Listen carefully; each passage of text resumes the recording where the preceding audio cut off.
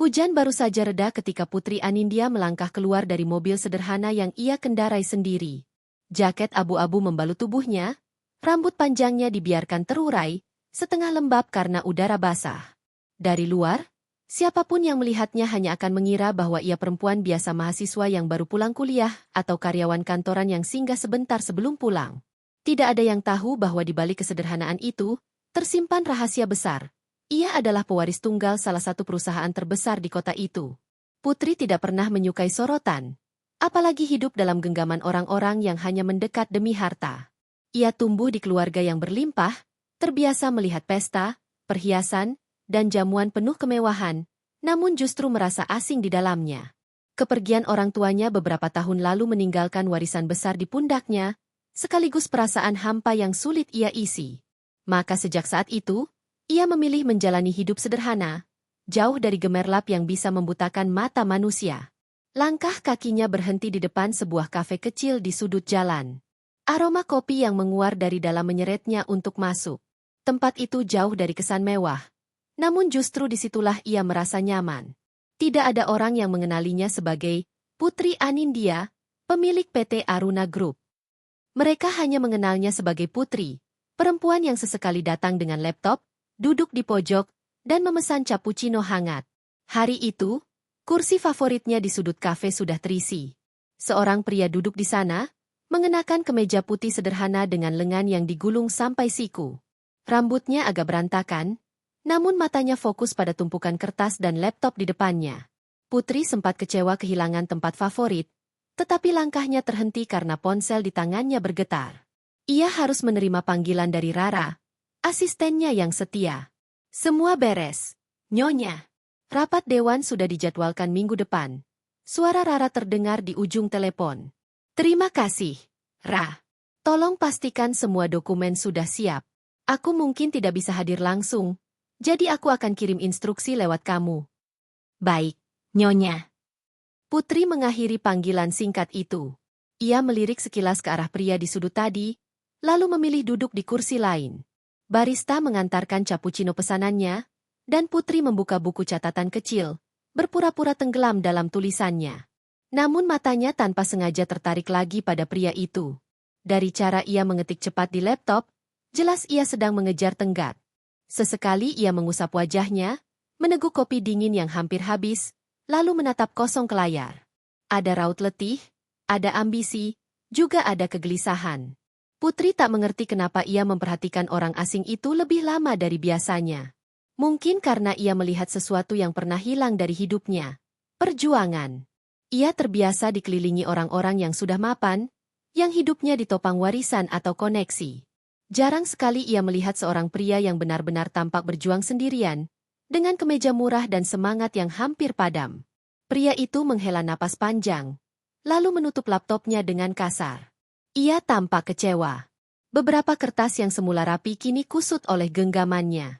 Putri sempat ingin kembali menunduk, tapi tatapan mata mereka bertemu. Sekilas saja, tapi cukup membuat Putri buru-buru menunduk pura-pura menulis sesuatu di bukunya. Tak lama kemudian, pria itu berdiri. Ia merapikan kertasnya, memasukkan laptop ke dalam tas usang, lalu melangkah keluar.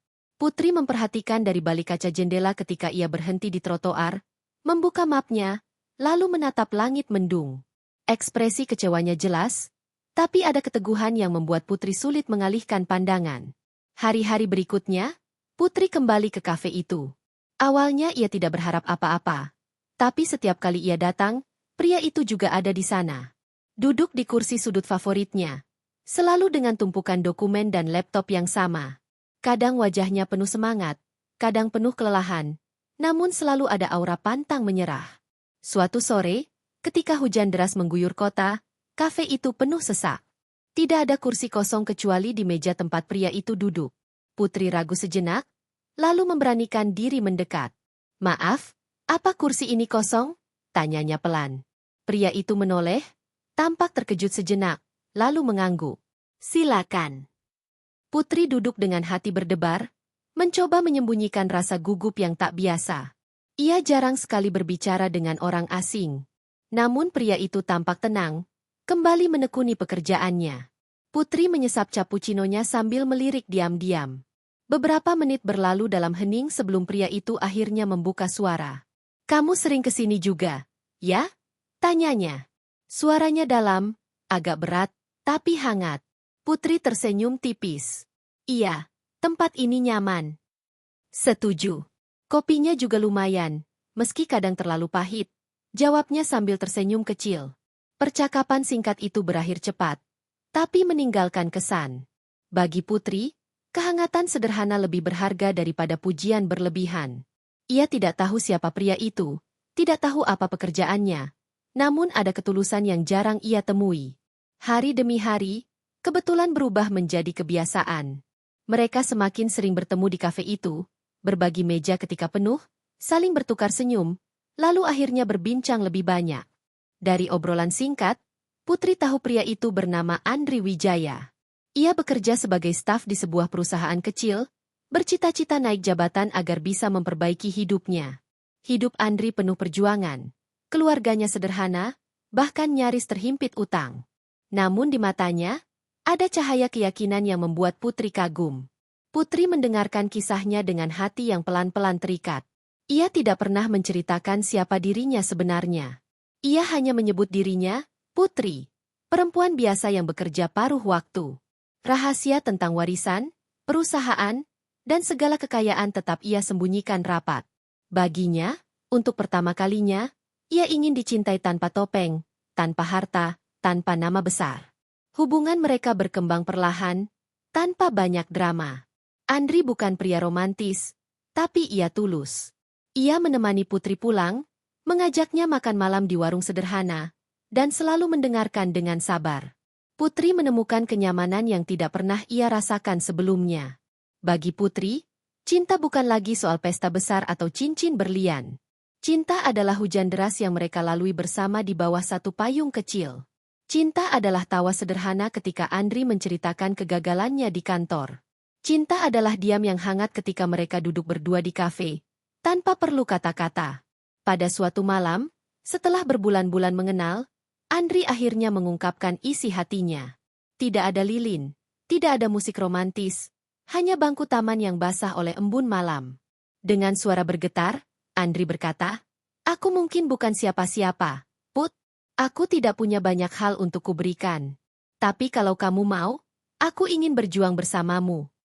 Putri menatapnya lama.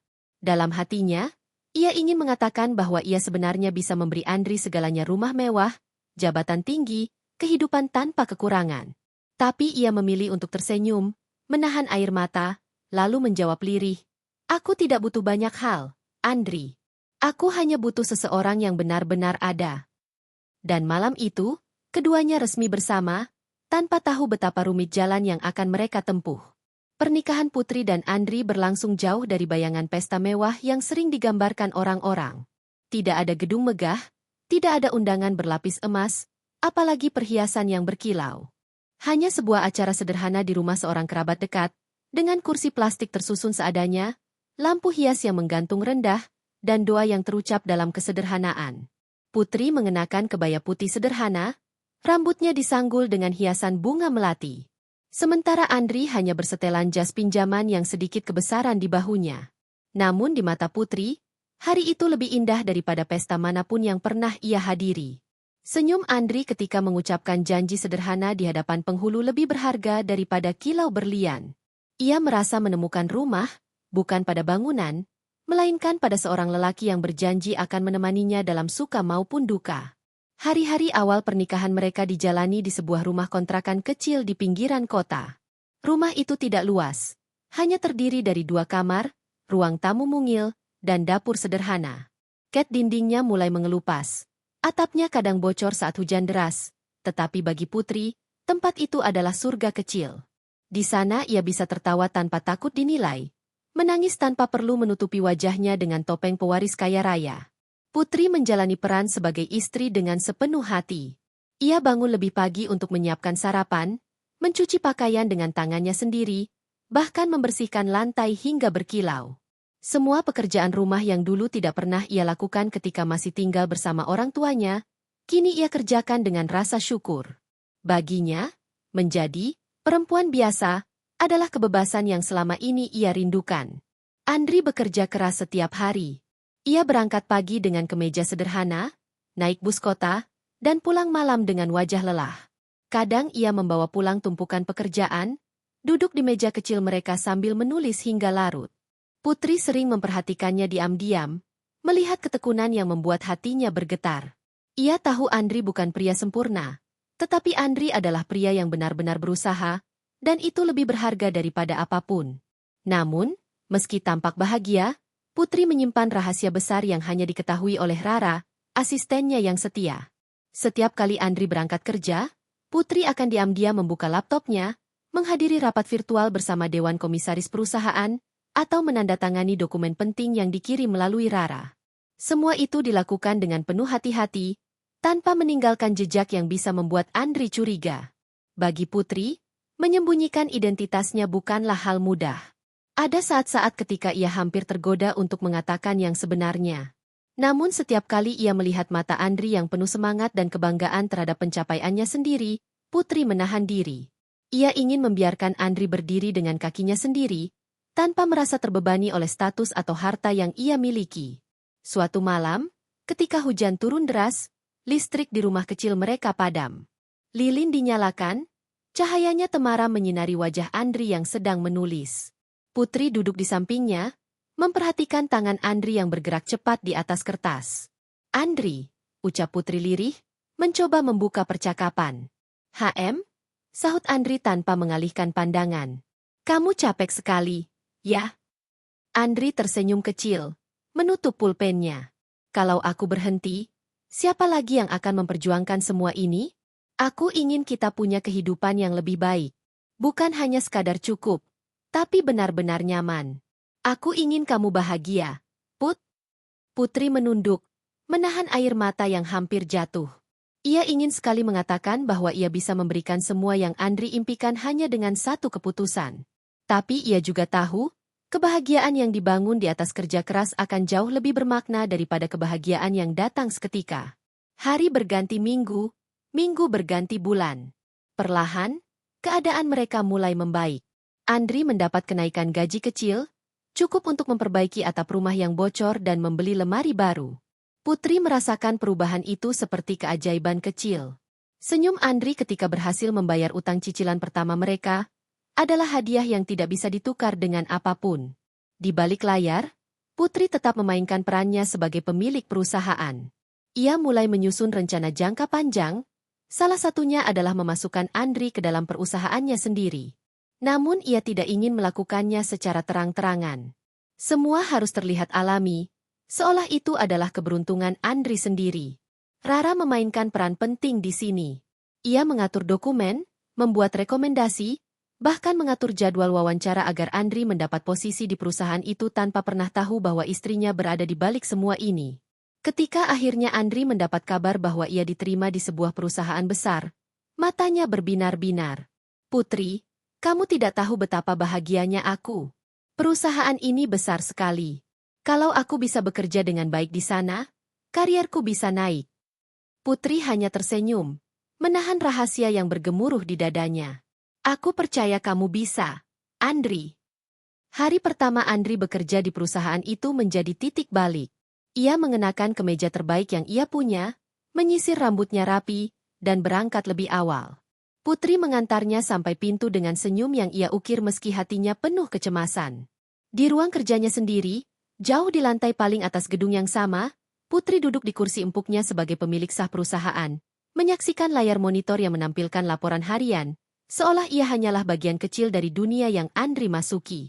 Tidak ada seorang pun di kantor yang tahu bahwa istri sederhana Andri adalah nyonya besar mereka. Semua itu hanya diketahui oleh beberapa orang terpercaya, termasuk Pak Bramanta, komisaris senior yang setia. Setiap kali mereka bertemu, Pak Bramanta hanya tersenyum penuh hormat, seolah berkata tanpa suara bahwa ia mengerti keputusan Putri. Malam-malam panjang semakin sering diwarnai dengan obrolan singkat. Andri menceritakan betapa sulitnya menghadapi atasan yang keras, betapa ia harus belajar banyak hal baru, dan betapa ia ingin membuktikan dirinya. Putri mendengarkan dengan sabar, memberi dukungan dengan cara-cara sederhana. "Aku yakin kamu bisa," ucapnya suatu malam ketika Andri tampak putus asa. Tapi semua orang di sana hebat-hebat. Put, aku merasa ketinggalan jauh. Karena itu kamu harus berjuang lebih keras. Tidak ada yang lahir hebat, Andri. Semua orang belajar dari bawah. Andri terdiam, lalu mengangguk. Kata-kata Putri selalu memberi semangat baru. Ia tidak tahu bahwa kata-kata itu lahir dari pengalaman seorang perempuan yang memimpin ratusan karyawan, menghadapi tekanan bisnis yang tidak pernah berhenti, dan menanggung rahasia yang begitu besar. Di dalam dirinya, Putri tahu bahwa jalan yang ia pilih tidak mudah. Menyembunyikan jati diri berarti harus menanggung risiko disalahpahami, bahkan mungkin dikhianati suatu hari nanti. Namun ia percaya bahwa cinta sejati akan menemukan jalannya sendiri. Dan selama itu belum terbukti salah, ia akan terus berjalan di jalannya sebagai istri sederhana yang mendukung suaminya, sekaligus pemilik perusahaan yang mengatur langkah besar dari balik layar. Di rumah kecil mereka, waktu berjalan dengan ritme yang tidak selalu mudah, tetapi penuh makna. Putri mulai terbiasa dengan peran gandanya, istri sederhana di rumah, pewaris besar di kantor. Danri begitu ia sering menyebut suaminya dengan lembut menjadi alasan mengapa ia terus bertahan. Hingga suatu malam, ketika Putri menatap langit dari jendela kecil rumah kontrakan mereka, ia menyadari sesuatu. Perjuangan mereka baru saja dimulai. Dan meski jalan ke depan akan penuh rintangan, ia siap menapakinya bersama lelaki yang ia cintai. Hari-hari di perusahaan baru menjadi tantangan besar bagi Andri. Ia memasuki dunia yang asing, penuh dengan orang-orang berpenampilan rapi, berbahasa asing, dan bergerak cepat seolah waktu adalah barang mewah. Di awal, ia sering merasa kaku. Kemejanya sederhana, sepatunya tidak semahal koleganya. Bahkan tas kerjanya tampak usang di antara koper kulit mengilap yang dibawa rekan-rekannya. Namun Andri tidak pernah mengeluh. Ia bekerja lebih keras daripada siapapun, datang lebih pagi dan pulang paling akhir. Tumpukan dokumen yang sering membuat orang lain mengeluh justru menjadi tantangan yang ia sambut. Ia belajar, mencatat, mengamati, dan mencoba mengerti setiap detail. Perlahan, kesungguhannya mulai diperhatikan. Putri, yang duduk jauh di balik ruangan besar lantai atas, menyaksikan perkembangan itu dengan hati penuh kebanggaan. Ia tidak pernah menampakkan diri sebagai pemilik. Dalam rapat dewan, ia hanya memberi instruksi halus kepada Rara untuk memastikan Andri mendapatkan kesempatan yang pantas. Tidak ada jalan pintas, hanya dorongan kecil agar pintu terbuka untuknya. Sisanya, murni kerja keras Andri sendiri. Malam-malam mereka di rumah masih sama. Andri pulang dengan wajah letih, tetapi matanya berbinar-binar ketika menceritakan apa yang ia pelajari. Putri mendengarkan dengan sabar, tersenyum ketika Andri berbicara panjang lebar tentang strategi pemasaran atau laporan keuangan yang rumit. Rasanya seperti masuk ke dunia lain. Put, ujar Andri suatu malam sambil meneguk teh hangat. Semua orang di sana pintar-pintar, cepat sekali mengambil keputusan. Aku merasa seperti bocah baru belajar berjalan. Putri menatapnya lembut. Tapi kamu terus berjalan, Andri. Itu yang penting. Kata-kata itu sederhana, tetapi cukup untuk membuat Andri bertahan keesokan harinya. Ia tidak tahu bahwa istrinya sendiri adalah alasan mengapa ia bisa duduk di kursi itu. Bulan berganti bulan, dan performa Andri semakin mencuri perhatian. Ia mulai dipanggil untuk mengikuti rapat-rapat penting, bahkan sesekali dipercaya memimpin presentasi kecil. Setiap kali ia berhasil, ada sorakan kecil di hatinya. Dan setiap kali itu terjadi, ada pula air mata bangga yang ditahan Putri di ruangannya sendiri. Namun jalan menuju puncak tidak pernah mulus. Ada kalanya Andri ditegur keras karena kesalahan kecil. Ada saat-saat ketika usahanya diremehkan oleh senior yang merasa lebih pantas. Putri tahu semua itu dari laporan yang masuk ke mejanya, namun ia memilih untuk tidak campur tangan. Ia ingin Andri belajar menghadapi kerasnya dunia bisnis dengan tangannya sendiri. Suatu malam, Andri pulang dengan wajah muram. Ia menaruh tasnya di kursi dan langsung duduk terkulai. Putri menghampiri, meletakkan secangkir teh di depannya. Ada masalah di kantor? Tanyanya pelan. Andri menghela napas panjang. Presentasiku hancur tadi. Aku sudah menyiapkan segalanya. Tapi ketika berdiri di depan mereka, kata-kataku berantakan. Mereka menatapku seperti aku tidak tahu apa-apa. Putri mengelus tangannya. Itu bukan akhir, Andri. Kamu hanya perlu mencoba lagi. Semua orang pernah gagal. Tapi mereka tidak gagal di depan para petinggi, balas Andri getir. Dan semua petinggi itu, suatu saat dulu, juga pernah gagal di depan seseorang. Bedanya, mereka bangkit. Kamu juga bisa. Andri terdiam lama, lalu mengangguk perlahan. Malam itu ia tidur dengan gelisah, tetapi esok paginya ia berangkat lebih awal dari biasanya. Putri menatap punggungnya yang menjauh dengan hati bergetar, bangga sekaligus cemas. Perjalanan itu berlanjut dengan penuh jatuh bangun. Hingga akhirnya, kesempatan besar datang. Andri ditugaskan untuk memimpin sebuah proyek penting, pengembangan cabang baru perusahaan di kota lain. Bagi sebagian orang, itu mungkin sekadar pekerjaan. Tapi bagi Andri, itu adalah pengakuan. Sebuah kesempatan untuk membuktikan bahwa ia layak berada di sana. Putri ikut campur sedikit, memastikan bahwa tim yang mendampingi Andri adalah orang-orang yang bisa mendukungnya, bukan menjatuhkannya. Namun sekali lagi, ia tidak pernah menunjukkan siapa dirinya. Semua yang terlihat di mata Andri adalah keberuntungan dan kerja kerasnya sendiri. Proyek itu berjalan sulit. Ada hambatan dari segi dana, perizinan, hingga koordinasi tim. Andri hampir menyerah beberapa kali. Namun Putri selalu ada di rumah, menunggu dengan senyum, mendengar setiap keluhan, lalu menguatkannya. Ia tidak pernah memberi solusi langsung, hanya dorongan. Dan dorongan itu cukup untuk membuat Andri kembali bangkit. Berbulan-bulan kemudian, proyek itu akhirnya selesai dengan sukses. Peresmian cabang baru berlangsung meriah, dengan para petinggi perusahaan hadir. Andri berdiri di depan panggung, menerima tepuk tangan atas keberhasilannya. Putri duduk di bangku belakang, menyamar dengan gaun sederhana, menyaksikan suaminya berdiri dengan penuh percaya diri.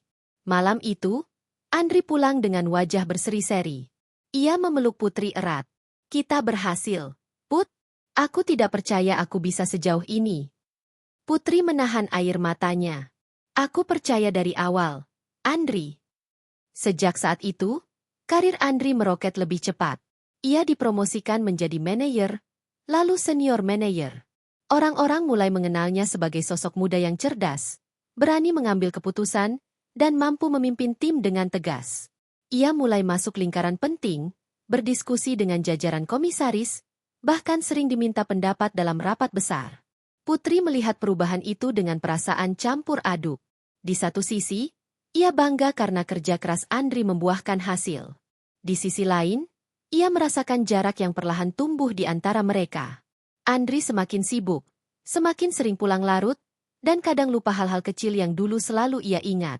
Namun Putri menepis rasa itu, meyakinkan dirinya bahwa semua ini adalah proses. Malam-malam sepi semakin sering ditemani Putri sendirian. Lilin di meja makan padam sebelum Andri sempat duduk. Piring makan yang ia tata rapi hanya terisi makanan dingin. Kadang Andri pulang terlalu lelah untuk berbicara, hanya tersenyum sekilas lalu langsung merebahkan diri di tempat tidur. Putri tetap setia menemaninya, mengelus rambutnya, berdoa dalam hati agar suaminya tidak hanyut terlalu dalam dunia yang keras itu. Dalam diam, Putri mulai merasakan sesuatu yang mengganjal. Semakin tinggi Andri naik, semakin besar pula godaan yang mengintai. Ia tahu, dunia bisnis bukan hanya tentang kerja keras dan kecerdasan, tapi juga tentang ambisi, politik, dan permainan yang kotor. Putri hanya bisa berharap bahwa cinta mereka cukup kuat untuk bertahan menghadapi semua itu. Namun di balik kebanggaan dan rasa cemasnya, Putri tidak bisa memungkiri satu hal. Ia mulai melihat suaminya berdiri di panggung yang sama dengannya, meski Andri tidak tahu siapa yang sebenarnya menyalakan lampu panggung itu. Dan di hatinya, ia bertanya-tanya, apakah suatu hari nanti kebenaran ini akan menjadi jembatan yang menguatkan, atau justru jurang yang memisahkan? Langkah Andri semakin mantap di perusahaan. Nama dan prestasinya mulai diperhitungkan. Dalam setiap rapat besar, ia tidak lagi sekadar pendengar yang mencatat, melainkan salah satu suara yang didengar. Kepercayaan diri itu membuatnya semakin berani, semakin percaya bahwa ia memang dilahirkan untuk berada di kursi yang lebih tinggi. Namun di balik semua pencapaian, ada sesuatu yang perlahan merayap dalam hidupnya. Godaan, yang datang dengan wajah cantik, senyum manis, dan perhatian yang membuatnya merasa dibutuhkan lebih dari sekadar rekan kerja. Clara hadir pertama kali sebagai sekretaris salah satu direktur yang sering bekerja bersama Andri. Perempuan itu tidak hanya cantik, tetapi juga pandai membawa diri. Rambutnya selalu tergerai rapi, parfumnya lembut namun memikat, dan suaranya tenang saat berbicara, seolah setiap kata yang keluar mengandung rayuan tersembunyi. Pertemuan pertama mereka terjadi di ruang rapat kecil ketika Andri diminta membantu menyiapkan presentasi. Clara duduk di seberang meja, sesekali menatapnya sambil tersenyum tipis. Senyum itu sederhana, namun meninggalkan jejak di benak Andri. Hari-hari berikutnya, Clara selalu ada di sekitar. Ia dengan mudah menawarkan bantuan kecil membawakan dokumen, menyiapkan kopi, atau sekadar mengingatkan jadwal rapat. Perhatian-perhatian sederhana itu, yang mungkin tampak sepele, justru membuat Andri merasa dihargai dengan cara berbeda. Putri masih setia menunggu di rumah, menyiapkan makanan hangat dan senyum lembut setiap kali Andri pulang larut malam. Tetapi perhatian Clara di kantor mulai mengambil ruang dalam hati Andri. Bukan karena ia tidak lagi mencintai Putri, melainkan karena ia merasa sedang berada di dunia yang berbeda, dunia yang lebih mewah, lebih berkilau, dan Clara adalah bagian dari kilau itu. Clara tahu bagaimana caranya membuat seorang pria merasa istimewa. Ketika Andri bercerita tentang tekanan pekerjaannya, ia mendengarkan dengan penuh perhatian, matanya tidak pernah lepas dari wajah Andri. Ketika Andri berhasil menyelesaikan satu proyek, Clara selalu menjadi orang pertama yang mengucapkan selamat dengan tatapan penuh kagum. Pak Andri, kalau bukan Bapak, saya rasa proyek itu tidak akan selesai tepat waktu, ucapnya suatu sore dengan senyum menawan. Kata-kata sederhana itu menyelinap ke hati Andri, memberi rasa bangga yang berbeda dari biasanya. Pujiannya bukan sekadar formalitas, melainkan seperti sebuah pengakuan tulus. Malam hari, ketika Andri pulang dan Putri menanyakan bagaimana harinya, jawaban Andri selalu singkat. Lancar, katanya. Padahal, di benaknya, ia masih teringat tatapan Clara. Putri tidak pernah curiga. Ia sibuk memastikan Andri tetap nyaman di rumah. Setiap malam ia masih menyiapkan teh hangat, meski seringkali diminum hanya seteguk. Ia menyalakan lampu ruang tamu sampai larut, meski tahu Andri akan pulang terlalu lelah untuk berbincang panjang. Hatinya masih penuh cinta, penuh kesabaran, percaya bahwa kesibukan Andri adalah bagian dari perjuangan mereka bersama. Tetapi Clara semakin dalam menancapkan kehadirannya. Ia tidak lagi hanya menjadi sekretaris yang membantu, melainkan teman dekat yang bisa diandalkan. Ia mulai berani mengirim pesan di luar jam kerja, awalnya hanya untuk urusan kantor, lalu perlahan melebar ke obrolan pribadi. Andri, kamu sudah makan siang? Jangan sampai sakit karena terlalu sibuk, ya? Pesan itu singkat, tapi cukup membuat Andri merasa diperhatikan di saat ia duduk sendiri di ruang kantor dengan tumpukan kertas di meja. Perhatian semacam itu membuatnya merindukan sesuatu yang berbeda. Putri di rumah memang penuh kasih sayang, tapi hubungannya dengan Clara memberi sensasi baru. Ada semangat, ada ketegangan samar, ada rasa yang membuatnya merasa muda kembali.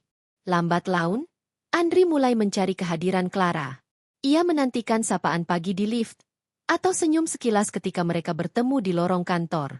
Tanpa ia sadari, langkahnya mulai menjauh dari rumah, meski tubuhnya tetap pulang ke sana setiap malam. Putri masih belum menyadari perubahan itu. Ia hanya merasa Andri semakin sibuk, semakin sering larut dengan pekerjaannya, dan semakin sedikit waktu untuknya. Namun ia menepis rasa itu dengan alasan sederhana. Semua ini demi masa depan mereka. Rara, yang selalu berada di sisi Putri, sesekali memperhatikan perubahan sikap Andri. Ia melihat bagaimana Andri jarang menatap Putri setulus dulu, atau bagaimana ia lebih sering sibuk dengan ponselnya bahkan ketika makan malam bersama. Namun Rara memilih diam, tidak ingin membuat nyonya mudanya bersedih. Waktu terus berjalan, dan kedekatan Andri dengan Clara semakin nyata. Mereka mulai makan siang bersama, awalnya dengan alasan pekerjaan, lalu berubah menjadi kebiasaan. Orang-orang di kantor mulai berbisik, meski belum ada yang berani mengatakannya terang-terangan. Andri tidak merasa bersalah. Dalam pikirannya, ia hanya butuh teman yang mengerti. Ia meyakinkan dirinya bahwa Putri tetap istrinya, tetap rumahnya, dan tidak ada yang bisa menggantikannya. Namun ia tidak bisa memungkiri bahwa ada ruang kosong dalam hatinya yang kini diisi oleh Clara. Clara sendiri tahu apa yang ia lakukan. Ia mengerti bahwa perhatian kecil bisa tumbuh menjadi sesuatu yang lebih besar. Ia tahu bagaimana menjaga jarak yang tampak wajar, tetapi cukup dekat untuk menumbuhkan rasa penasaran. Dan semakin Andri merasa diperhatikan olehnya, semakin kuat pula ikatan yang terjalin. Di rumah, Putri mulai merasakan jarak yang tidak bisa dijelaskan. Andri masih pulang, masih menyapanya, masih tidur di sisi yang sama. Tetapi ada sesuatu yang berbeda. Tatapan mata Andri tidak lagi sama. Senyumnya tidak lagi penuh, dan pelukannya terasa singkat. Suatu malam, Putri menatap wajah suaminya yang tertidur lelap. Ada rasa lelah yang tergambar, tetapi juga ada ketenangan yang asing. Putri menyentuh pipinya perlahan, berbisik dalam hati, "Apakah aku masih menjadi satu-satunya di hatimu, Andri?" Pertanyaan itu menggantung di udara, tanpa jawaban. Hari-hari berikutnya, godaan Clara semakin menjadi. Ia mulai berani menunjukkan ketertarikan lebih dari sekadar rekan kerja. Sentuhan kecil di lengan ketika berbicara, tawa manis pada hal-hal sepele, dan tatapan panjang yang seolah menyimpan janji. Andri, meski tahu dirinya seharusnya menjaga jarak, justru tenggelam lebih dalam. Ia merasa seperti berada di pusaran yang sulit ia hindari. Setiap kali bersama Clara, ia merasakan dunia yang berbeda, dunia yang lebih bebas, lebih menggairahkan, lebih hidup. Dan di rumah, Putri semakin sering menunggu sendirian. Semakin sering menyendiri di kamarnya, semakin sering berdoa dalam diam agar cinta mereka tetap kuat. Ia tidak tahu badai yang sesungguhnya sudah mulai berkumpul di atas rumah tangganya. Malam demi malam berganti, dan Putri semakin sering menunggu di ruang makan sendirian. Piring-piring yang ia tata rapi dengan tangan penuh cinta, berakhir dingin tanpa disentuh. Sesekali, ia mencoba menunggu lebih lama, berharap Andri akan datang dengan wajah lelah namun tetap membawa senyum hangat yang selalu ia rindukan. Tetapi harapan itu lebih sering patah daripada terwujud. Andri semakin jarang pulang tepat waktu. Alasannya selalu sama rapat yang mendadak, pekerjaan yang menumpuk, atau proyek yang tak bisa ditinggalkan. Putri, dengan kesabaran yang ia tanamkan sejak awal pernikahan, menerima semua itu tanpa banyak tanya. Ia meyakinkan dirinya bahwa semua pengorbanan Andri adalah demi masa depan mereka bersama. Namun di lubuk hatinya, ada suara kecil yang mulai berbisik. Suara yang mengatakan bahwa ada sesuatu yang tidak lagi sama. Tatapan mata Andri ketika menatapnya kini lebih sering kosong. Senyum yang dulu selalu hadir ketika pulang kini hanya sekilas. Seperti formalitas yang harus dilakukan. Bahkan ketika Andri memeluknya, ada rasa dingin yang menyelip di antara hangatnya pelukan itu. Putri mencoba menepis perasaan itu. Ia tidak ingin berpikir buruk tentang suaminya. Tidak ingin hatinya dipenuhi kecurigaan. Tetapi tubuhnya merasakan jarak yang semakin melebar. Setiap kali ia menyiapkan teh hangat untuk Andri, minuman itu lebih sering dibiarkan dingin di meja. Setiap kali ia mencoba berbincang tentang hal-hal kecil, Andri hanya menjawab singkat atau sekadar mengangguk tanpa benar-benar mendengarkan. Di tengah kesibukan kantor yang ia jalankan sebagai pemilik tersembunyi, Putri tetap berusaha menjaga wajah cerahnya. Ia menghadiri rapat-rapat besar dengan wibawa, membuat keputusan-keputusan penting dengan tenang, seolah tidak ada yang mengganjal di hatinya. Namun begitu pintu ruangannya tertutup, hanya Rara yang tahu bahwa tatapan nyonyanya kerap kosong menatap jendela. "Bu, Anda baik-baik saja?" tanya Rara suatu sore, saat Putri terlalu lama terdiam memandang keluar. Putri tersenyum tipis, senyum yang lebih banyak ditujukan untuk menenangkan orang lain daripada dirinya sendiri. "Aku baik-baik saja, Rah. Hanya, mungkin lelah." Rara tidak percaya sepenuhnya, tetapi ia tahu kapan harus diam. Ia hanya berdiri di sisi Putri, memberikan kehadiran yang tenang tanpa perlu banyak kata. Malam-malam sepi semakin sering menghampiri Putri. Ia duduk di ruang tamu, menunggu suara pintu terbuka. Kadang jam menunjukkan pukul 11 malam baru Andri pulang. Kadang lebih larut dari itu. Dan ketika akhirnya ia datang, wajahnya tidak lagi menyala dengan semangat bercerita seperti dulu. Hanya letih, singkat, lalu tidur. Putri mencoba menyibukkan dirinya dengan hal-hal lain. Ia membaca, menulis catatan kecil, bahkan sesekali memasak makanan baru yang ia harap bisa menyenangkan hati Andri. Tetapi semua itu hanya berakhir menjadi rutinitas yang seakan sia-sia. Yang paling menyakitkan bagi Putri bukanlah larutnya kepulangan Andri, melainkan jarak yang semakin nyata dalam setiap interaksi kecil. Ia merasakan dinding yang tidak terlihat, dinding yang semakin tinggi dan tebal dari hari ke hari. Ada malam ketika ia memberanikan diri bertanya, "Andri, kamu baik-baik saja akhir-akhir ini?" Sepertinya kamu banyak pikiran. Andri hanya menatap sebentar, lalu tersenyum tipis. Aku hanya lelah. Put, jangan khawatir. Jawaban itu membuat Putri terdiam. Ia ingin percaya, ingin meyakinkan dirinya bahwa semua memang hanya soal pekerjaan. Tetapi mata Andri tidak pernah bisa berbohong. Ada sesuatu yang disembunyikan, sesuatu yang membuat Putri gelisah. Hari-hari di kantor pun mulai terasa berat. Putri, yang selalu bisa memisahkan urusan pribadi dan profesional, kini sesekali kehilangan fokus. Saat rapat, pikirannya melayang pada sikap dingin Andri di rumah. Saat menandatangani dokumen, ia bertanya-tanya apakah suaminya masih mengingat betapa ia dulu berjuang untuk membangun keluarga mereka. Rara, yang setia mendampinginya, sering memperhatikan perubahan kecil itu. Ia melihat bagaimana Putri tersenyum palsu di depan orang banyak, lalu dia membeku ketika sendirian. Ia melihat bagaimana Putri menyimpan ponsel di dekatnya setiap saat, seolah menunggu pesan dari seseorang yang sebenarnya tidak pernah datang. Malam minggu yang dulu selalu mereka isi dengan makan bersama, atau sekadar berjalan-jalan kini hilang begitu saja. Andri selalu punya alasan. Ada klien yang harus ditemui. Atau, aku tidak bisa meninggalkan tim malam ini. Putri menerima alasan itu dengan anggukan, meski di dalam hatinya ada bagian yang retak sedikit demi sedikit. Kadang ia terjaga di malam buta, menatap sisi ranjang yang sama-sama terisi tetapi terasa jauh. Ia ingin membangunkan Andri, ingin berbicara jujur tentang perasaannya, ingin bertanya apakah cintanya masih sama. Tetapi setiap kali ia mengulurkan tangan, keberaniannya patah. Ia takut jawaban yang ia dengar tidak sesuai dengan harapannya. Sementara itu, bayangan Clara semakin sering menghantui. Putri memang tidak tahu secara pasti, tetapi insting seorang istri tidak pernah salah. Ada aroma asing yang sesekali menempel di kemeja Andri, ada senyum samar ketika ia menatap ponselnya. Ada percakapan singkat yang terputus tiba-tiba ketika Putri mendekat. Semua itu tanda-tanda kecil yang tidak bisa ia abaikan.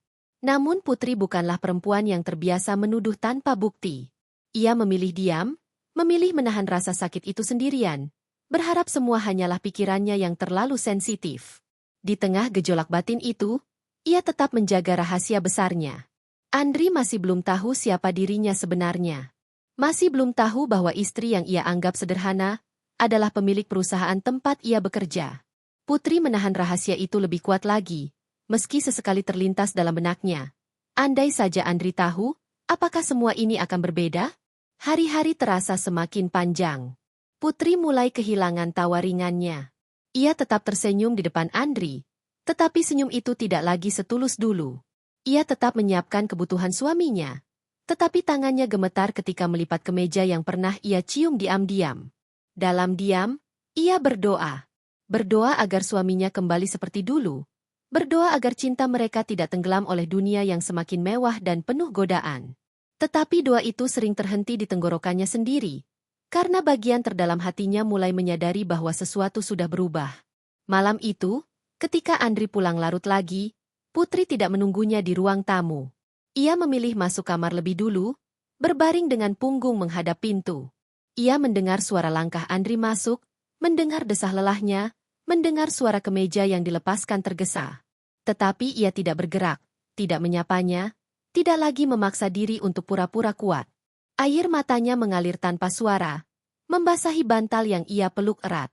Untuk pertama kalinya sejak pernikahan mereka, Putri merasa benar-benar sendirian meski suaminya ada di sisi yang sama. Dan di kedalaman hatinya, ia tahu, badai yang lebih besar sedang menunggu di depan. Hari-hari Putri terasa semakin panjang.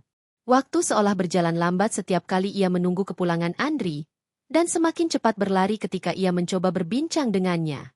Ada jarak yang semakin sulit dijembatani, meski mereka tinggal di bawah atap yang sama. Putri berusaha keras menutup retakan itu dengan kesabaran. Tetapi semakin ia menutupinya, semakin jelas pula celah-celah yang muncul. Malam itu, Putri duduk di ruang tamu dengan buku terbuka di pangkuannya. Namun matanya tidak benar-benar membaca. Jam sudah menunjukkan pukul 10 lewat, dan Andri belum juga pulang. Ponselnya bergetar beberapa kali, pesan singkat dari Rara tentang laporan pekerjaan yang harus ia cek keesokan harinya. Tetapi tidak ada satupun pesan dari Andri. Putri menggigit bibirnya, lalu menutup buku dengan perlahan. Ia mencoba meyakinkan dirinya bahwa Andri benar-benar sedang sibuk. Namun tepat ketika ia hendak berdiri menuju kamar, suara deru mobil terdengar di halaman. Ia segera menenangkan dirinya, mengatur napas, dan bersiap menyambut suaminya. Pintu terbuka, dan Andri masuk dengan langkah sedikit tergesa. Wajahnya tampak lelah, tetapi ada sesuatu yang aneh dalam cara ia menghindari tatapan istrinya. Putri mencoba tersenyum. "Kamu baru pulang?" Suaranya lembut, meski ada getaran kecil. Andri hanya mengangguk. "Ya." Rapatnya molor. Putri menatap kemeja Andri yang sedikit berantakan. Ada aroma samar parfum berbeda yang tidak ia kenal. Hatinya tercekat, tetapi bibirnya tetap diam. Ia tidak ingin menuduh tanpa bukti, meski firasatnya sudah kuat. Malam itu ia tidak banyak bicara. Mereka tidur bersebelahan, tetapi tubuh Putri terasa dingin meski berada di samping orang yang seharusnya menjadi rumah baginya. Hari-hari berikutnya, tanda-tanda semakin jelas. Suatu sore, ketika Putri sedang memeriksa berkas di ruang kerjanya, Rara datang dengan wajah ragu. "Bu?" Rara menatapnya, seperti ingin bicara tapi takut. Putri mengangkat kepala. "Ada apa, Ra?" Rara menunduk sebentar. "Tadi saya melihat Pak Andri. Dia makan siang di restoran dekat kantor, bersama seorang perempuan." Putri terdiam, jantungnya berdetak keras. "Siapa perempuan itu?" Suaranya nyaris berbisik. Rara menghela napas. "Sepertinya Mbak Clara, sekretarisnya Pak Surya." Nama itu menusuk Putri. Ia mengenal Clara dari kejauhan, sering melihatnya lewat laporan dan rapat kecil, meski belum pernah benar-benar berinteraksi langsung. Perempuan itu memang mencolok dengan kecantikannya. Putri memejamkan mata sejenak, lalu membuka kembali dengan wajah tenang. "Terima kasih, Ra. Jangan ceritakan ini ke siapapun." Sejak hari itu, Putri mulai memperhatikan lebih cermat. Ia tidak ingin gegabah, tetapi mata dan hatinya semakin sering menangkap tanda yang sama. Andri lebih sering memegang ponselnya, sesekali tersenyum kecil pada layar seolah sedang membaca sesuatu yang menyenangkan. Ia juga mulai lebih memperhatikan penampilannya sebelum berangkat kerja, sesuatu yang dulu tidak terlalu ia pedulikan. Suatu malam, ketika Andri mandi, Putri memberanikan diri mengambil ponsel suaminya yang tergeletak di meja. Tangannya gemetar saat membuka layar. Tidak ada sandi, hanya layar penuh notifikasi. Dan di antara notifikasi itu, ada sebuah pesan dari Clara. "Terima kasih untuk makan siangnya tadi. Aku senang bisa ngobrol lebih lama denganmu. Hati-hati pulang, Andri." Dada Putri serasa diremas. Ia segera meletakkan ponsel itu kembali, takut ketahuan. Air matanya jatuh begitu saja, membasahi tangannya yang masih bergetar. Malam itu ia tidur dengan mata bengkak, membelakangi Andri, yang tidak pernah menyadari betapa dunia istrinya mulai runtuh sedikit demi sedikit. Hari berikutnya, firasatnya kembali terbukti. Putri kebetulan menghadiri rapat besar di kantor cabang. Setelah rapat selesai, ia berjalan keluar dari gedung dengan Rara di sampingnya. Dan di kejauhan, ia melihat Andri keluar dari kafe kecil. Clara berjalan di sampingnya. Keduanya tertawa ringan, langkah mereka beriringan begitu dekat, seolah tidak peduli pada dunia sekitar. Putri berhenti melangkah. Dari balik kaca mobil yang menunggunya, ia menatap pemandangan itu dengan hati yang hancur. Ia ingin sekali keluar, ingin berteriak, ingin menanyakan pada Andri apa maksud dari semua ini. Tetapi ia menahan dirinya. Rara menatapnya dengan khawatir. "Bu." Putri hanya menggeleng, matanya berkaca-kaca. "Kita pulang saja." Sepanjang perjalanan, Putri hanya diam. Tangannya mengepal di pangkuan, matanya menatap kosong keluar jendela. Dalam hatinya, badai bergemuruh. Tetapi sekali lagi, ia memilih diam. Malam itu, ia duduk lama di balkon rumah. Angin malam menerpa wajahnya, membawa dingin yang menembus tulang. Ia menatap langit yang gelap, mencoba mencari jawaban. Apakah ia harus mengungkapkan segalanya pada Andri? Mengatakan bahwa dirinya bukanlah istri sederhana, melainkan pemilik perusahaan tempat Andri bekerja, dan bahwa semua pencapaian Andri selama ini tidak lepas dari bantuannya? Atau haruskah ia terus menunggu, berharap suaminya kembali sebelum semuanya terlambat? Air matanya jatuh lagi, tapi kali ini ia biarkan. Tidak ada yang bisa ia lakukan selain menahan rasa sakit itu. Hari-hari setelahnya, Putri semakin yakin bahwa rahasia Andri dan Clara bukan sekadar dugaan. Ponsel Andri semakin sering ia sembunyikan dari pandangan. Jadwal kerjanya semakin sulit ditebak. Dan yang paling menyakitkan, Andri mulai berani mengabaikan hal-hal kecil yang dulu selalu ia jaga. Ulang tahun pernikahan mereka lewat begitu saja tanpa ucapan. Putri hanya tersenyum pahit, menyadari bahwa sesuatu dalam rumah tangganya sudah berubah. Namun di balik kesedihan itu, Putri mulai merencanakan langkahnya. Ia tahu tidak bisa selamanya diam. Ia tidak bisa terus menutupi rahasia, sementara suaminya perlahan mengkhianati ikatan mereka. Rahasia besar tentang siapa dirinya hampir terbongkar, bukan karena ia ingin, melainkan karena keadaan memaksanya. Ia tahu cepat atau lambat, Andri akan menyadari siapa Putri sebenarnya dan saat itu terjadi, dunia Andri akan berubah selamanya. Dan malam itu, sambil menatap cermin, Putri berbisik pada dirinya sendiri dengan suara parau. Aku sudah terlalu lama diam. Jika dia terus seperti ini, aku harus memilih, tetap bertahan dengan luka, atau menunjukkan siapa aku sebenarnya. Hari-hari berjalan semakin dingin di rumah itu. Putri bangun setiap pagi dengan rutinitas yang sama, menyiapkan sarapan, merapikan jas Andri, menunggu senyum yang tak lagi hadir. Dulu, sekecil apapun momen pagi mereka selalu terasa hangat. Andri biasa menggoda masakannya, mencium keningnya sebelum berangkat, bahkan sesekali menunda keberangkatan hanya untuk berbincang sebentar. Kini semua itu lenyap, tergantikan oleh kesibukan yang tak pernah berakhir dan alasan yang selalu sama, pekerjaan. Namun Putri tahu, pekerjaan bukan satu-satunya alasan. Ada sosok lain yang kini menyita waktu dan perhatian Andri. Nama itu terus terngiang di telinganya Clara. Sejak ia mendengar kabar dari Rara, sejak matanya sendiri menyaksikan Andri keluar dari kafe bersama perempuan itu, Putri tidak pernah lagi bisa merasa tenang. Hari-hari di kantor pun penuh dengan bisik-bisik. Meski tidak pernah ada yang berani bicara terang-terangan di depan Putri, ia bisa merasakan atmosfer yang berubah. Para karyawan berbisik di lorong ketika Andri lewat bersama Clara. Beberapa tatapan penuh arti kerap mengiringi keduanya. Putri tidak buta. Ia tahu kabar itu sudah menjadi rahasia umum di perusahaan, meski belum pernah ada yang berani menyebutnya di hadapan atasan. Rara semakin gelisah. Ia melihat betapa Putri berusaha keras menutupi rasa sakitnya. Senyum Putri di depan karyawan tetap sama lembutnya. Tutur katanya tetap menenangkan. Namun begitu pintu ruang kerja tertutup, Putri sering menatap kosong ke arah meja, seolah jiwanya sedang berjuang untuk tidak runtuh. Bu, sampai kapan Anda akan diam? Tanya Rara suatu sore dengan nada hati-hati. Putri menoleh pelan. Sampai aku yakin pada langkahku, Ra. Aku tidak bisa terburu-buru. Sekali aku bicara, tidak ada jalan kembali. Rara menunduk. Hatinya ikut perih. Ia tahu benar siapa nyonyanya. Tahu betapa besar kuasa yang dimiliki Putri untuk menjatuhkan siapapun hanya dengan satu keputusan. Namun Putri bukan tipe yang gegabah. Ia terlalu lembut, terlalu mencintai, bahkan pada orang yang kini menyakitinya. Sementara itu, Andri semakin berani menunjukkan kedekatannya dengan Clara. Awalnya hanya makan siang berdua, lalu semakin sering terlihat pulang bersama dari kantor. Bahkan pernah, dalam sebuah acara perusahaan, mereka berdiri terlalu dekat, tertawa terlalu akrab. Banyak mata melihat, banyak hati berbisik. Namun Andri tidak peduli. Putri hadir juga di acara itu, duduk di kursi belakang dengan gaun sederhana, menyembunyikan identitasnya. Dari tempatnya, ia melihat bagaimana suaminya berdiri di sisi perempuan lain dengan senyum yang seharusnya hanya ia terima. Dadanya sesak, matanya perih.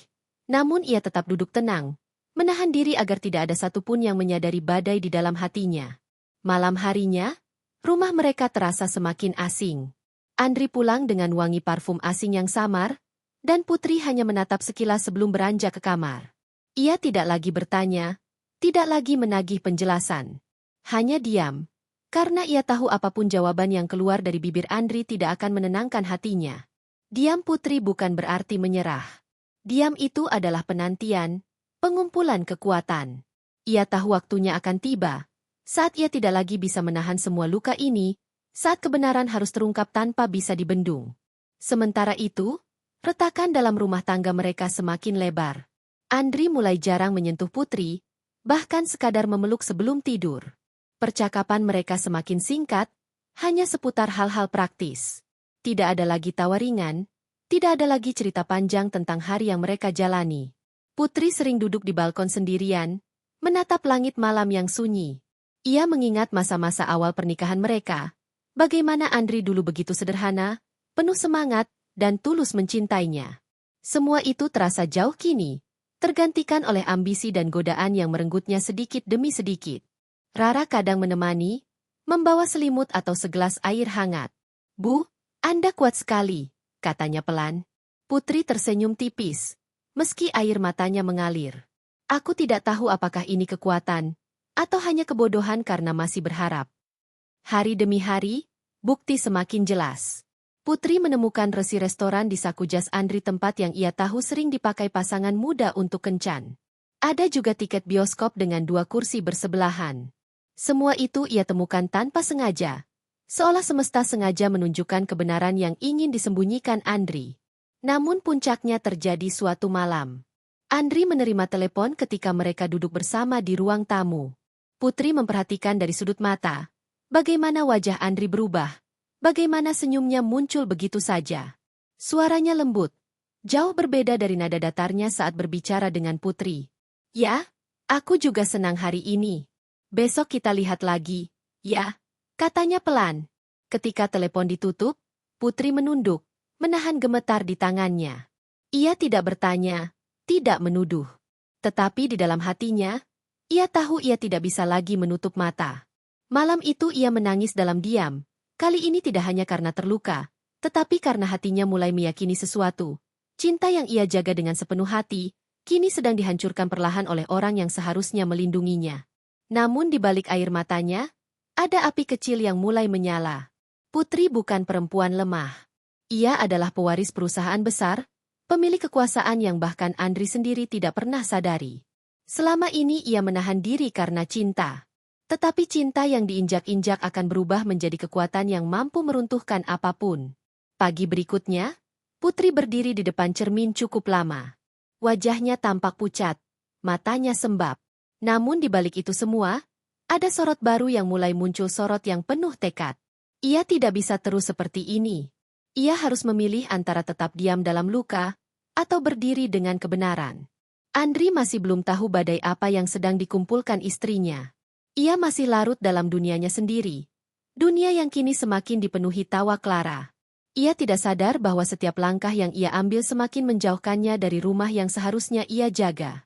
Dan Putri, di balik kesepiannya, mulai menyiapkan diri. Retakan ini sudah terlalu besar untuk diperbaiki hanya dengan kata-kata. Akan tiba waktunya. Semua rahasia terbuka, dan saat itu, tidak ada lagi jalan kembali. Malam itu kota berkilauan lebih terang dari biasanya. Jalanan utama dipenuhi cahaya lampu, bangunan menjulang dengan pantulan neon yang gemerlap, dan di salah satu gedung pencakar langit paling mewah, sebuah pesta akbar telah dipersiapkan. Perusahaan itu merayakan tonggak sejarahnya 10 tahun berdiri, 10 tahun tumbuh menjadi raksasa yang disegani. Para tamu undangan berdatangan dengan pakaian terbaik mereka. Gaun-gaun elegan berkilauan di bawah sorot lampu kristal. Jas hitam dan tuxedo membuat setiap pria tampak berwibawa. Gelas sampanye berdenting, alunan musik orkestra mengisi ruang besar yang dipenuhi aroma bunga segar. Malam itu, semuanya terlihat sempurna. Namun di balik kesempurnaan itu, ada badai yang perlahan mulai berkumpul. Andri tiba di lobi gedung dengan langkah percaya diri.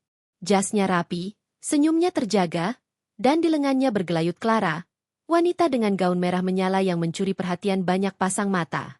Rambutnya disanggul anggun, bibirnya merah pekat, dan sorot matanya penuh kebanggaan. Ia tahu malam ini adalah panggungnya.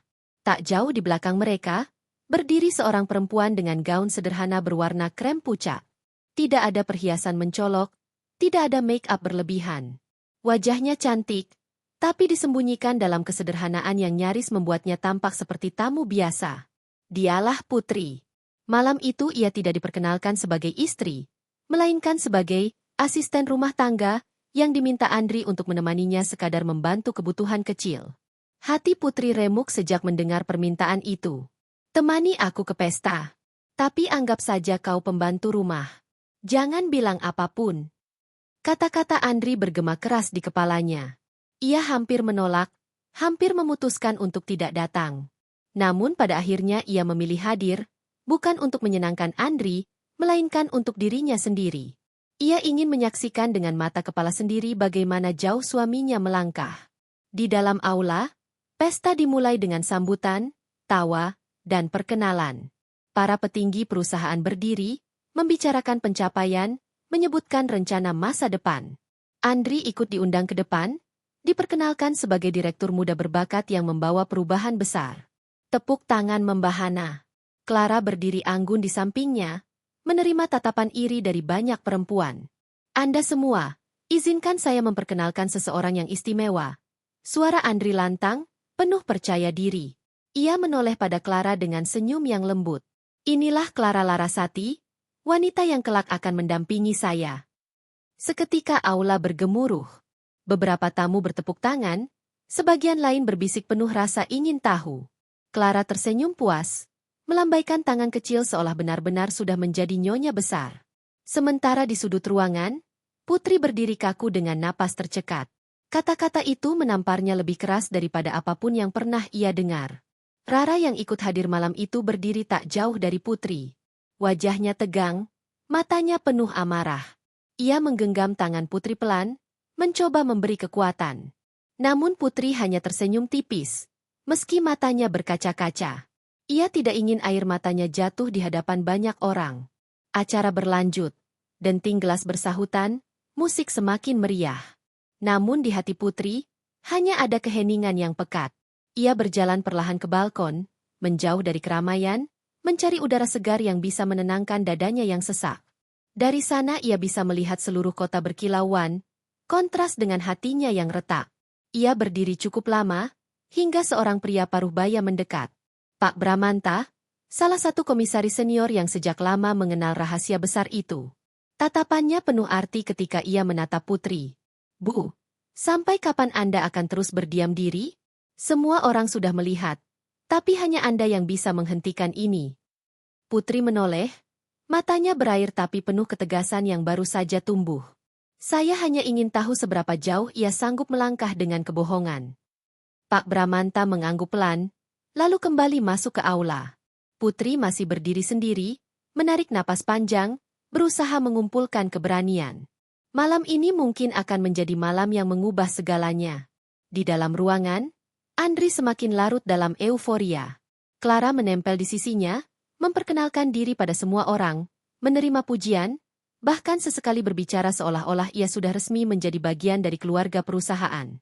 Tidak ada satupun yang menolak, karena mereka percaya Andri adalah figur kuat, dan siapapun wanita di sisinya akan ikut berpengaruh. Namun kebenaran tak bisa disembunyikan selamanya. Saat jam mendekati puncak pesta, MC mempersilakan pemilik perusahaan untuk memberi sambutan. Semua mata menoleh ke arah meja dewan direksi, menunggu sosok besar yang jarang muncul di hadapan publik. Lampu-lampu sorot menyoroti panggung. Musik berhenti. Suasana mendadak hening. Dan di saat itu, langkah seorang wanita terdengar mantap dari arah pintu samping. Semua kepala menoleh. Putri melangkah perlahan tapi pasti. Gaun sederhananya tampak berkilau di bawah cahaya lampu. Tatapannya tegak. Wajahnya penuh wibawa yang tak bisa disembunyikan lagi. Bisikan-bisikan langsung terdengar, beberapa tamu mulai mengenali sosoknya dari foto-foto lama. Sebagian lain terkejut menyadari siapa yang selama ini mereka anggap hanya seorang pendamping biasa. Andri berdiri terpaku. Clara menggenggam lengannya erat, kebingungan. Itu, siapa? Bisiknya panik. Namun Andri tak bisa menjawab. Wajahnya pucat, matanya membesar. Ia tidak pernah membayangkan istrinya akan muncul di sini dengan cara seperti ini. Pak Bramanta maju. Suaranya lantang memecah hening. Hadirin sekalian, izinkan saya memperkenalkan kepada Anda semua pemilik sah dan pewaris utama perusahaan ini. Sosok yang selama ini memilih berdiam di balik layar, namun sesungguhnya adalah kekuatan terbesar kita. Inilah Ibu Putri Anindya. Tepuk tangan bergemuruh. Kali ini berbeda penuh hormat, penuh kagum. Semua mata tertuju pada Putri yang berdiri anggun di tengah ruangan. Clara ternganga, wajahnya merah padam. Ia baru sadar betapa besar kesalahannya.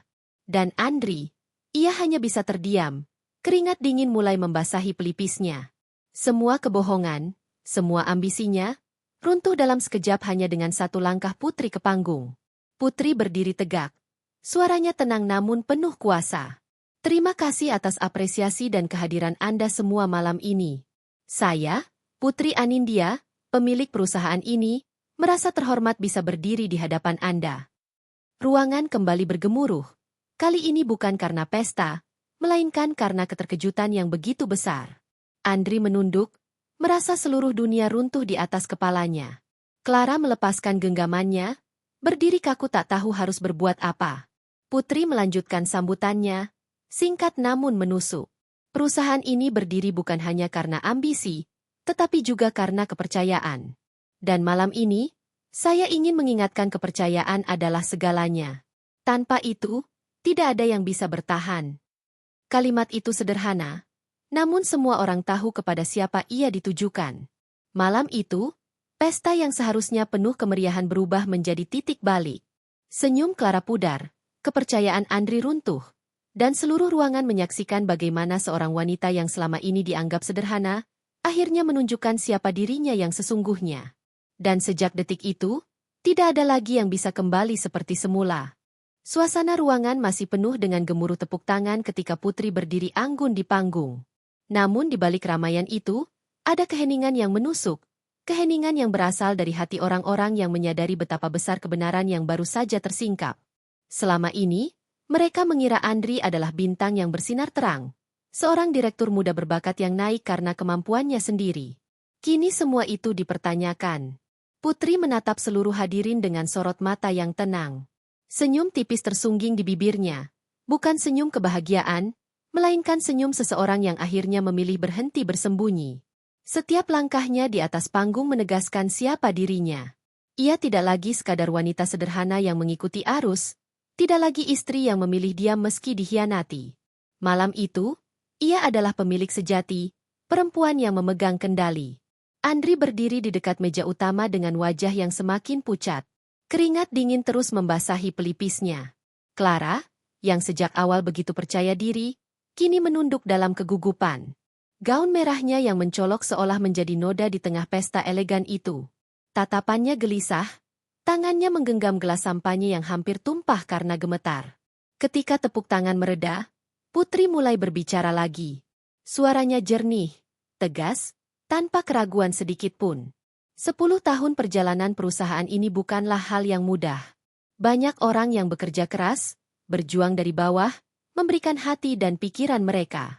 Saya berterima kasih kepada semua yang sudah setia. Ia berhenti sejenak, menatap ke arah Andri yang berdiri kaku. Namun kesetiaan bukanlah sesuatu yang bisa dianggap remeh. Tanpa itu, semua pencapaian hanyalah bangunan rapuh yang akan runtuh. Kata-kata itu membuat beberapa orang berbisik. Sebagian lagi mulai menyambungkan potongan-potongan cerita yang pernah mereka dengar. Bisik-bisik tentang kedekatan Andri dengan Clara, kabar burung yang selama ini beredar, kini menemukan bayangannya. Tidak ada lagi yang bisa ditutup-tutupi. Pak Bramanta melangkah maju, memberi penghormatan kecil pada Putri. Ibu Putri, kami semua menantikan arahan Anda untuk masa depan perusahaan. Putri mengangguk. Malam ini, saya ingin memberi kejelasan agar tidak ada keraguan di antara kita. Ia menoleh pada Andri, suaranya tetap tenang meski menyimpan luka. Saudara Andri Wijaya, terima kasih atas dedikasi yang selama ini Anda berikan. Namun mulai malam ini, posisi Anda sebagai direktur resmi saya cabut. Perusahaan ini membutuhkan orang yang tidak hanya cerdas, tapi juga berintegritas. Keheningan jatuh seketika. Semua mata membelalak. Beberapa tamu bahkan terperangah tanpa bisa menyembunyikan keterkejutannya. Andri sendiri seperti kehilangan suara. Bibirnya bergerak, tapi tidak ada kata yang keluar. Ia hanya berdiri kaku. Wajahnya memerah menahan rasa malu yang membakar. Clara panik, matanya terbelalak. Ibu, maksud Anda? Suaranya tercekat.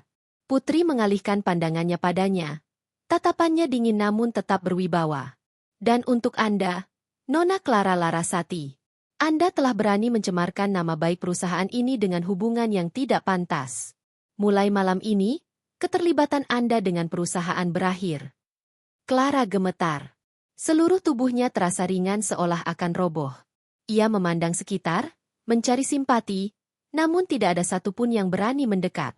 Semua mata justru menjauh, seolah ingin memastikan diri mereka tidak terlibat dalam kehinaan yang sedang menimpa dua orang itu. Andri akhirnya menemukan suaranya. "Putri, jangan lakukan ini di depan semua orang. Kita bisa bicarakan di rumah," katanya dengan nada setengah memohon, setengah menahan amarah. Putri menatapnya lama, hingga Andri merasa terhimpit oleh sorot matanya. "Rumah? Andri? Kau sudah menghancurkan rumah kita sejak lama. Apa yang harus dibicarakan, jika semua kepercayaan telah kau buang?" Andri terdiam. Kata-kata itu menghantam lebih keras daripada keputusan apapun. Semua orang kini benar-benar memahami, wanita yang berdiri di panggung itu bukan sekadar pemilik perusahaan, tetapi juga seorang istri yang dikhianati. Suasana pesta berubah muram. Orkestra berhenti memainkan musik, pelayan berhenti berkeliling membawa baki, dan semua percakapan terhenti. Hanya detik jam di dinding yang terdengar, menambah berat keheningan. Putri lalu melanjutkan dengan suara tenang, namun penuh ketegasan yang tak bisa dibantah. "Mulai malam ini, semua urusan profesional dan pribadi saya dengan Andri Wijaya berakhir. Bukan hanya posisinya sebagai direktur yang saya cabut, tapi juga statusnya sebagai suami saya. Saya resmi menggugat cerai, karena saya tidak lagi bisa mempertahankan pernikahan yang dibangun di atas kebohongan." Ruang pesta seolah terbelah dua. Ada yang menutup mulut menahan keterkejutan, ada yang menunduk penuh hormat pada keberanian Putri. Tidak sedikit pula yang merasa lega, karena selama ini mereka muak menyaksikan sikap Andri namun tidak pernah bisa bersuara. Andri menunduk dalam, tubuhnya lunglai. Ia ingin membantah, ingin berteriak, tetapi semua kata tercekat di tenggorokan. Bagaimana mungkin ia membela diri ketika seluruh bukti sudah begitu jelas? Ia tahu, sejak malam itu, segalanya runtuh. Karir yang ia bangun, reputasi yang ia nikmati, bahkan keluarga yang seharusnya ia jaga, semuanya lenyap dalam sekejap. Clara melangkah mundur perlahan, wajahnya pucat pasi. Gaun merahnya kini tampak seperti noda mencolok di tengah ruangan yang penuh elegansi. Tidak ada lagi senyum percaya diri, tidak ada lagi tatapan penuh ambisi. Yang tersisa hanyalah ketakutan. Ia tahu pintu-pintu telah tertutup baginya. Tanpa Andri, tanpa perusahaan, ia hanyalah perempuan yang terbuang. Putri turun dari panggung dengan langkah mantap. Setiap orang yang ia lewati memberi jalan, beberapa bahkan menunduk hormat. Ia berjalan melewati Andri tanpa sedikit pun menoleh, seolah lelaki itu hanya bayangan masa lalu yang tak lagi layak dipandang. Rara segera menghampirinya, matanya berkaca-kaca, namun Putri hanya menggenggam tangannya erat, memberi isyarat bahwa ia baik-baik saja. Di belakang mereka, pesta yang seharusnya berakhir dengan sorak-sorai berubah menjadi ajang kejatuhan. Andri berdiri sendiri, dikelilingi tatapan kasihan bercampur sinis. Clara sudah lebih dulu pergi, entah kemana, meninggalkan lelaki yang semula ia jadikan pijakan. Putri melangkah keluar gedung, malam yang dingin menyambutnya dengan angin lembut. Langkahnya tidak gemetar, matanya tidak lagi berkaca-kaca. Ia merasa ringan, meski baru saja mengambil keputusan terbesar dalam hidupnya. Semua beban yang selama ini ia pendam akhirnya terangkat. Ia tidak lagi terikat pada seseorang yang mengkhianatinya, tidak lagi harus berpura-pura sederhana hanya untuk menjaga hati orang lain.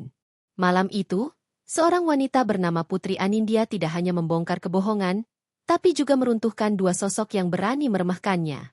Kejatuhan Andri dan Clara bukan hanya soal karir atau hubungan, melainkan juga soal harga diri yang akhirnya dibalas dengan keadilan. Dan di balik semua itu, Putri tahu satu hal, ia akan memulai hidup baru, dengan kekuatan penuh sebagai dirinya sendiri, tanpa lagi takut pada luka yang pernah ia alami. Malam itu berakhir dengan keheningan panjang yang membekas di hati setiap orang yang hadir. Pesta yang seharusnya merayakan kejayaan, berubah menjadi panggung kehancuran bagi dua orang yang mencoba bermain-main dengan kepercayaan. Putri meninggalkan aula tanpa menoleh ke belakang, meninggalkan keramaian, meninggalkan segala luka yang telah lama ia pendam. Langkahnya terasa mantap di koridor hotel yang sepi. Lampu-lampu kristal berkilau di atas kepala, namun Putri tidak lagi melihatnya. Baginya, cahaya malam itu bukan berasal dari lampu, melainkan dari dirinya sendiri. Untuk pertama kalinya setelah sekian lama, ia merasa bebas. Bebas dari kebohongan, Bebas dari peran yang ia ciptakan demi menjaga cinta yang ternyata tidak pernah benar-benar dijaga balik. Rara berjalan di sampingnya, sesekali melirik wajah nyonyanya yang tampak begitu tenang. Padahal baru saja ia mengambil keputusan besar memecat suami sekaligus mengumumkan perceraian di depan banyak orang. Namun ketenangan itu bukan kepalsuan. Putri benar-benar sudah berdamai dengan pilihannya. Ia tahu inilah jalan yang harus ditempuh. Mobil hitam berhenti di depan pintu utama. Sopir segera membukakan pintu, dan Putri masuk dengan anggun. Dari kaca mobil, ia melihat sekilas keramaian yang masih berlangsung di dalam gedung. Tawa palsu, bisikan, dan rasa malu bercampur menjadi satu. Ia menarik napas panjang, lalu menutup mata. Di kursi belakang, Rara berani bertanya dengan suara lirih. "Bu, apakah Anda menyesal?" Putri membuka mata, menatap keluar jendela di mana lampu-lampu kota berlari mundur. "Tidak, Ra. Menyesal hanya akan membuatku kembali menoleh ke belakang. Aku sudah cukup lama menoleh ke belakang. Kini saatnya berjalan ke depan." Rara mengangguk pelan.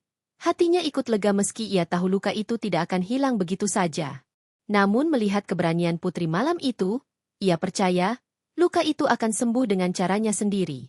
Sementara itu, di dalam gedung pesta, Andri duduk di kursi terpojok dengan wajah muram. Semua orang menjauh darinya, tidak ada lagi tepukan bahu, tidak ada lagi senyum simpati. Semua hormat yang dulu ia terima lenyap dalam sekejap, berganti dengan tatapan sinis atau kasihan. Clara sudah menghilang entah kemana, meninggalkan Andri sendirian menghadapi aibnya. Bagi Andri, dunia yang selama ini ia bangun dengan ambisi runtuh seketika. Ia dulu merasa berjaya, merasa dicintai, merasa berkuasa. Namun ia lupa, semua itu bukan miliknya, melainkan pemberian dari wanita yang kini meninggalkannya. Putri yang ia hianati, putri yang ia remehkan, justru adalah sumber dari segalanya.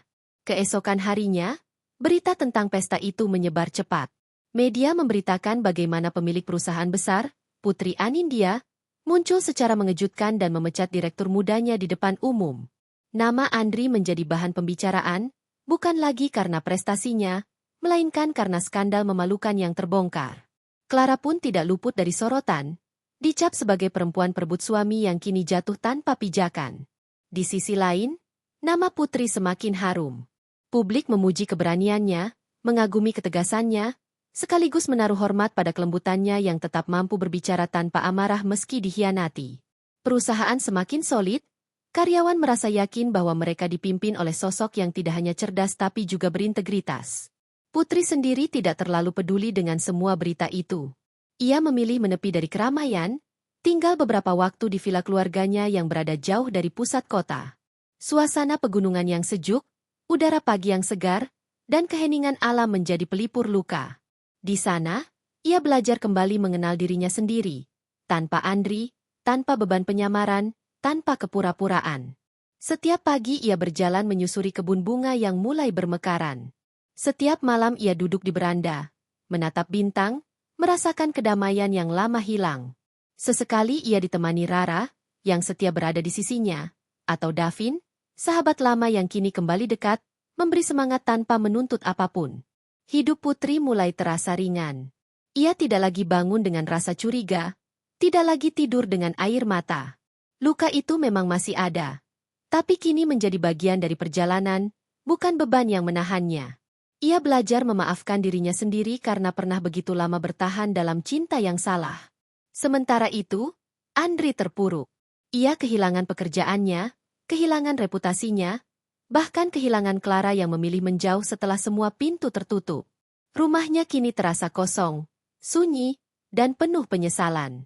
Ia berulang kali mencoba menghubungi Putri, namun tidak pernah mendapat jawaban. Pengacara yang dikirim Putri hanya datang dengan berkas perceraian yang harus ditandatangani. Andri menatap lembaran itu lama sekali, tangannya gemetar. Ia ingin menolak, ingin berlutut memohon maaf. Namun di dalam hatinya ia tahu, tidak ada lagi ruang untuk itu. Putri sudah terlalu jauh melangkah ke depan, meninggalkan dirinya di belakang. Dengan berat hati, ia menandatangani kertas itu. Dan saat tinta pena menorehkan namanya, Andri merasa seluruh hidupnya benar-benar berakhir. Clara pun bernasib sama. Ia mencoba mencari perlindungan di lingkaran sosial baru, namun reputasi buruknya lebih cepat menyebar daripada langkahnya. Tidak ada yang ingin dekat dengannya. Tidak ada yang ingin menanggung beban aib yang ia buat. Akhirnya ia pergi dari kota, mencari awal baru, meski tanpa arah yang jelas. Bagi Putri, perceraian itu bukan akhir, melainkan awal dari kebebasan. Ia tidak lagi dibelenggu oleh janji yang dikhianati, tidak lagi harus menjaga rahasia yang melelahkan. Ia berdiri sebagai dirinya sendiri, seorang wanita kuat yang tahu bagaimana menghargai dirinya. Suatu pagi di villa, ia berdiri di tengah kebun bunga yang bermekaran. Angin sepoi meniup rambutnya, matahari hangat menyentuh wajahnya. Ia menutup mata sejenak, merasakan damai yang begitu lama ia rindukan. Akhirnya, bisiknya pada dirinya sendiri. Aku bisa bernapas sebagai diriku sendiri. Di kejauhan, Rara memanggil, menawarkan segelas teh hangat. Putri menoleh, tersenyum. Senyum itu berbeda dari biasanya, bukan lagi senyum yang dipaksakan untuk menutupi luka, melainkan senyum tulus seorang wanita yang benar-benar bebas. Dan begitulah, cerita itu berakhir.